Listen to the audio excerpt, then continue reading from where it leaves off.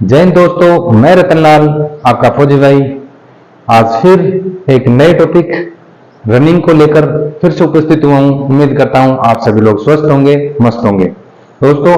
आज मैं लेके आया हूं, चाहे 1600 मीटर रनिंग हो, चाहे 5 किलोमीटर रनिंग, जो भी स्टूडेंट तैयारी कर रहा है उनके लिए, जैसे कि एक गाड़ी को चलाने के लिए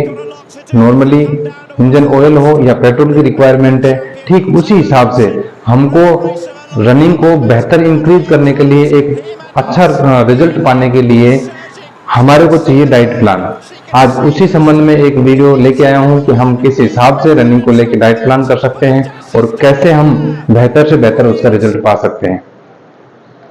सबसे पहले मैं उन बच्चों को बता दूं कि जो बच्चे नॉर्मल परिस्थितियों में है, विशेषकर उसके लिए और बेहतर होने वाला है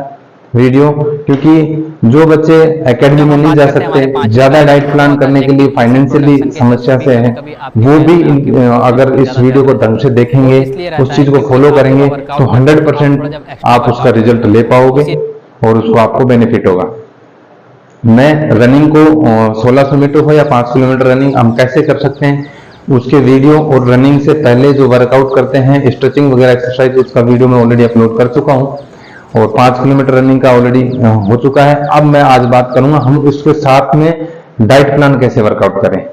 ताकि हम उसको, इस जो रनिंग हम कर रहे हैं, जो मेहनत कर रहे हैं, उसका पूरी तरह फायदा हो सके। सबसे पहले मैं बता दूं कि हम डाइट प्लान की आखिर रिक्वायरमेंट कहाँ है। मैंने जैसे अभी बताया कि एक पेट्रोल की जैसी जरूरत है गाड़ी को चलाने के लिए, वैसे हमारे बॉडी को रिक्वायरमेंट है एक डाइट प्लान की सही चलाने के लिए। तो सबसे पहली जरूरत है, एक तो हम अगर अच्छी डाइट प्लान करेंगे तो हमारे बॉडी में कमजोरी नहीं आएगी। तो एक कमजोरी को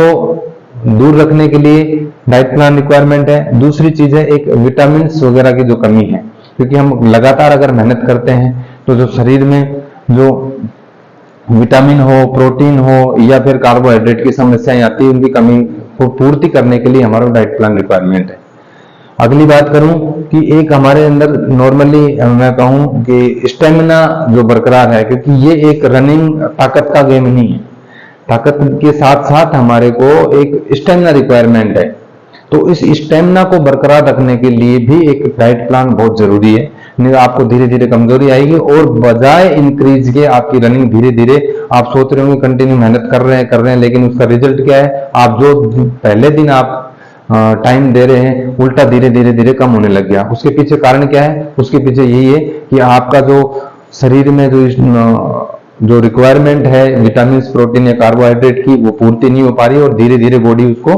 उल्टा डिक्रीज में जा रही है, उस रनिंग को इंप्रूव नहीं कर पा रहा। तो इसलिए बहुत जरूरी है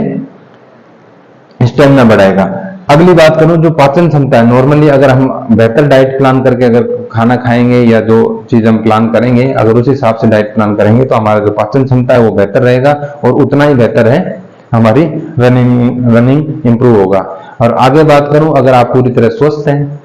रनिंग बेहतर हो रही है, डाइट प्लान बेहतर हो रहा है, पेट स्वस्थ है, तो आपका जाहिर सी बात है माइंड भी फ्रेश रहेगा और पढ़ने में आपका मन लगेगा। और भी छोटे छोटे कारण बहुत फायदेमंद बहुत सी चीजें हैं, श्योर है। अब मैं बात करूं आगे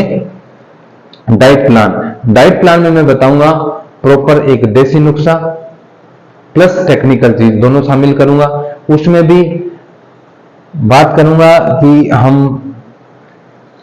जो लोग फैटी हैं, थोड़े से मोटे हैं, उनके लिए भी हल्का सा पॉइंट बताऊंगा कि हम कैसे इस डाइट प्लान को मैनेज करेंगे तो हम वेट लॉस भी कर सकते हैं साथ साथ में। तो वीडियो के अंत तक बने रहें और ऐसे ही इंटरेस्टेड फैक्टेड आप तक पहुंच पाए, चाहे भर्ती से संबंधित हो, चाहे फिजिकल से संबंधित हो। इसलिए आपके फौजी भाई के चैनल को सब्सक्राइब करें, लाइक करें और ज्यादा से ज्यादा शेयर करें, ताकि सभी भाई बहनों को बेनिफिट मिल सके। आगे बात करते हैं हम अब डाइट प्लान की। सबसे पहले मैं बात करता हूं, सुबह उठते हैं, नॉर्मली हम सुबह उठेंगे तो उठते ही हम 1 से 2 गिलास पानी पिए, जितना हम पॉसिबल हो सके ज्यादा से ज्यादा, चाहे 1 गिलास हो या 1 से 2 गिलास तक। और उसमें आप 1 से 2 चम्मच शहद मिलाएं और शहद के साथ अगर हल्का गुनगुना पानी में मिला के अगर उसमें नींबू डाल सकते हो तो बेहतर है, नहीं तो शहद और पानी मिला के आप पियो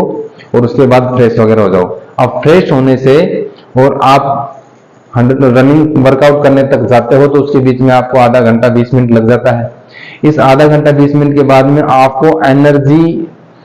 को कवर करने के लिए हल्की फुल्की भूख सी महसूस होती है, उस ड्यूरेशन में आप हल्का फुल्का कुछ खा सकते हैं। जैसे 1 या 2 छुहारे ले सकते हो, या अंजीर हो सकती है,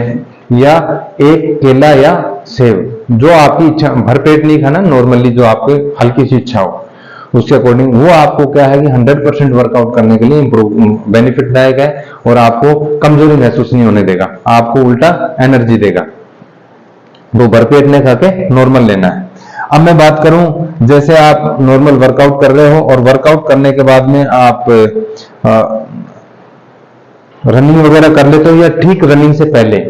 आपको एक सबसे सभी के है, चाहे कितना ही बड़ा धावक हो, रनिंग करते समय, विशेषकर लॉन्ग रनिंग के लिए,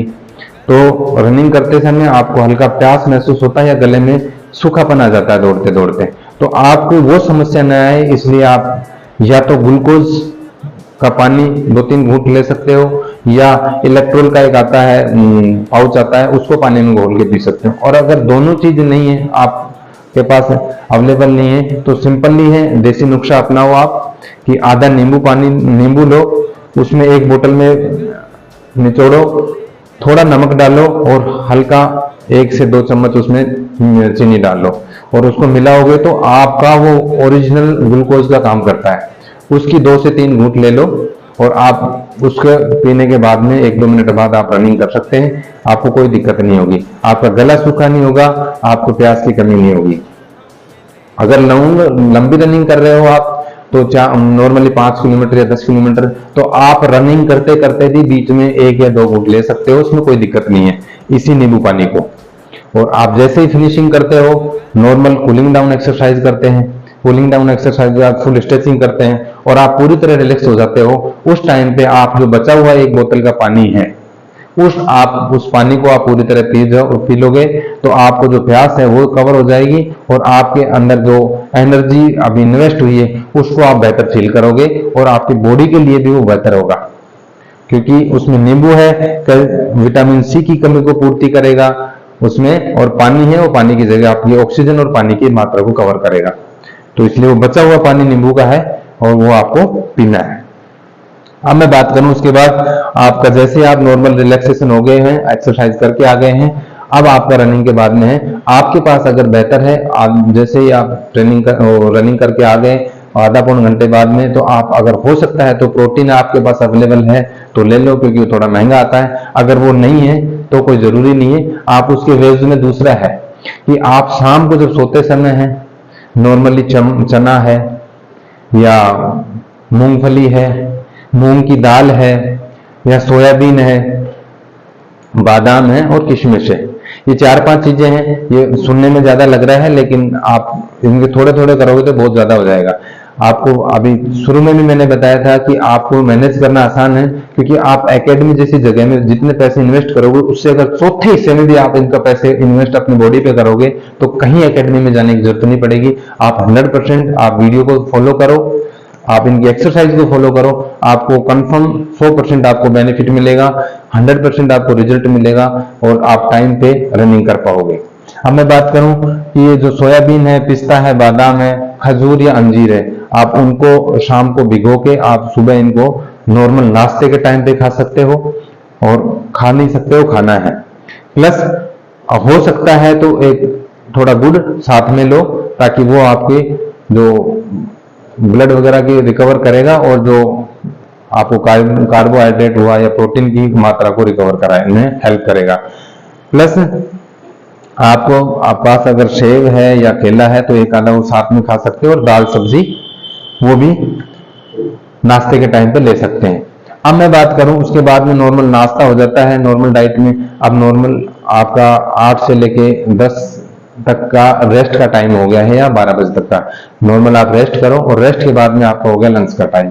अब लंच के दौरान बहुत हैवी डाइट नहीं, नॉर्मल अपने जो घर में बनता है आप मैक्सिमम कोशिश करो, अगर चावल मिल जाए तो, क्योंकि वो हल्का भी है और आपको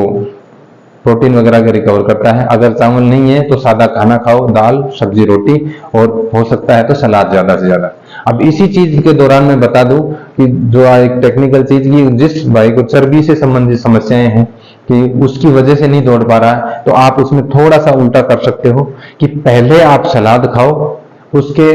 थोड़ा ज्यादा खा लो और उसके बाद में खाना खाओ, तो जो आपकी जो पेट भरने की जो क्षमता है वो सलाद से भर जाएगी, जो आपको कभी फैट नहीं होने देता। और आप उसके बाद में अगर खाना खाओगे तो थोड़ी जो खाना है वो कम खा पाओगे, तो वो आपके जो है बॉडी में जो चर्बी है उसको कम करेगा, कंफर्म है। और साथ में आप सलाद में हल्का नींबू जरूर डालना। तो ये है आपका प्रॉपर डाइट प्लान दोपहर तक का। अब आप उसके बाद में आप नॉर्मली जो लंच के टाइम का आपको बता ही दिया कि दाल चावल और सलाद के साथ थोड़ा दही भी ले सकते हैं, जो आपकी पाचन क्षमता को बढ़ाएगा। अभी शाम का आपका टाइम हो गया वर्कआउट का, जो शाम को नॉर्मल आपको जॉगिंग करना है, हल्की फुल्की एक्सरसाइज करना है, उस ड्यूरेशन पे जाओगे तो भी आपके पास अगर सेब या केला है तो आप एक आधा खा सकते हैं, प्लस चाय या नींबू पानी पी लो, वो बेहतर रहेगा।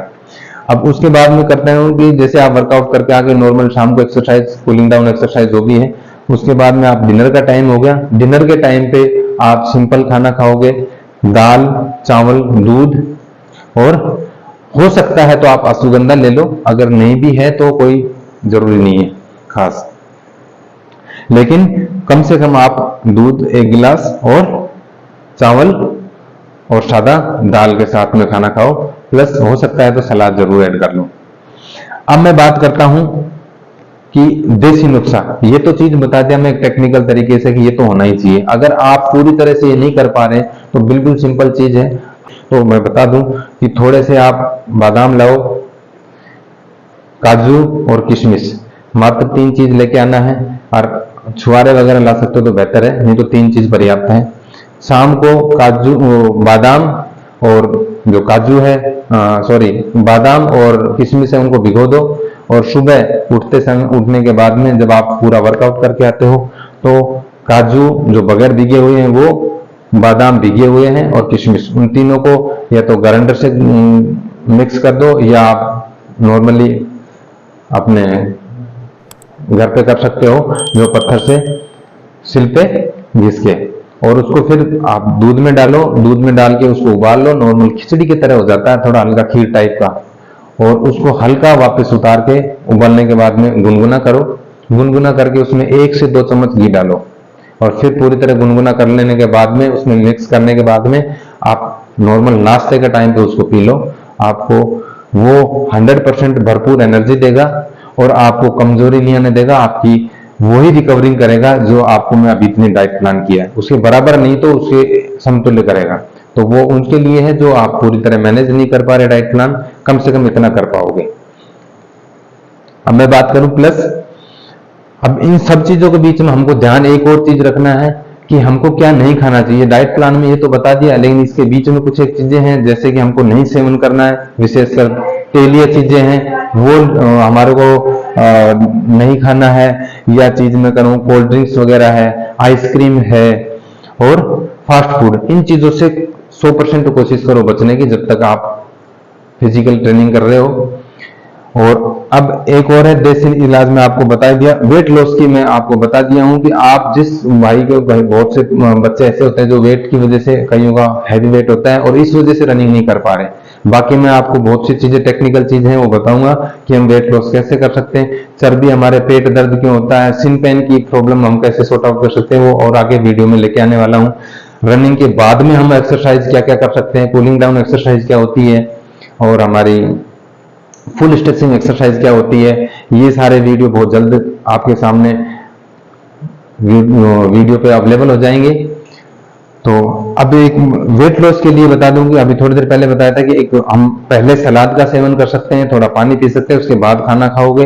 तो आप बेहतर रहोगे, आपको ऑटोमेटिक वेट लॉस होगा क्योंकि पाचन क्षमता बढ़ेगी और आपका पेट खाने से ज्यादा सलाद से भरेगा, तो वो आपको कभी फैट नहीं होने देगा, उल्टा फैट को डिक्रीज करेगा। तो आज के लिए ये वीडियो बहुत लंबा हो गया है, इतना ही। फिर मिलते हैं बहुत जल्दी एक नए वीडियो के साथ, तब तक के लिए सभी को जय हिंद, जय भारत।